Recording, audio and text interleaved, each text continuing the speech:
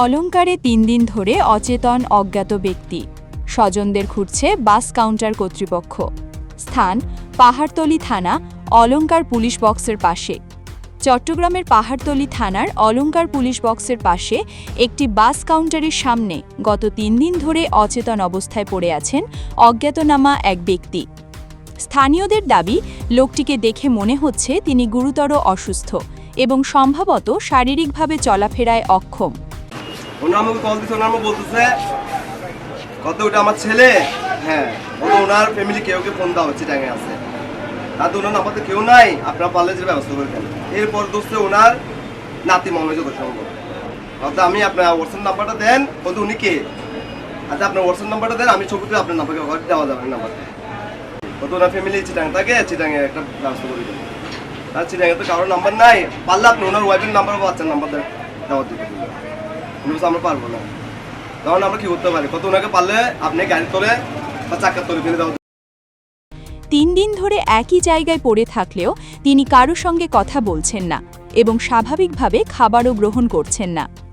মানবিক দিক বিবেচনা করে বাস কাউন্টারের লোকজন তাকে খাবার খাওয়ানোর চেষ্টা করেছেন, এমনকি তার পরনের কাপড় নষ্ট হয়ে যাওয়ায় নতুন কাপড়ও কিনে দিয়েছেন।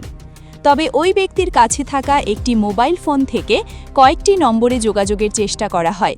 স্থানীয়দের ভাষ্যানুযায়ী পরিচিত একজনের সঙ্গে যোগাযোগ করা হলে ফোনের অপর প্রান্ত থেকে তাকে নিতে অস্বীকৃতি জানানো হয় এবং অত্যন্ত অমানবিক একটি মন্তব্য করা হয়, যা শুনে উপস্থিত লোকজন হতবাক হয়ে যান। এদিকে বাস কাউন্টার কর্তৃপক্ষ ও স্থানীয়রা বলছেন, ৩ দিন ধরে অসুস্থ অবস্থায় পড়ে থাকা এই ব্যক্তির চিকিৎসা ও নিরাপদ আশ্রয়ের প্রয়োজন। এখানে গত 3 দিন ধরে একটা লোক পড়ে থাকছে, ওনাদের আয়ত্তের মধ্যে ছিল, ওনারা দেখাশোনা করছে, খাওয়া দাওয়া করেছে, পোশাক আশাক চেঞ্জ করছে।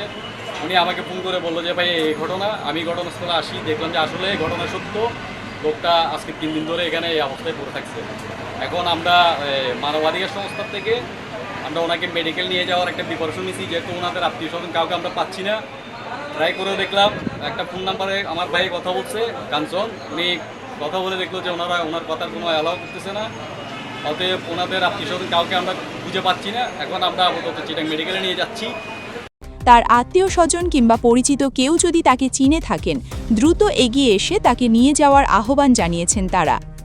অজ্ঞাত এই ব্যক্তির পরিচয় শনাক্ত করে দ্রুত চিকিৎসা ও নিরাপদ আশ্রয়ের ব্যবস্থা করতে সংশ্লিষ্ট কর্তৃপক্ষের প্রতি আহ্বান জানিয়েছেন স্থানীয়রা। Desk report, Chattala news 24।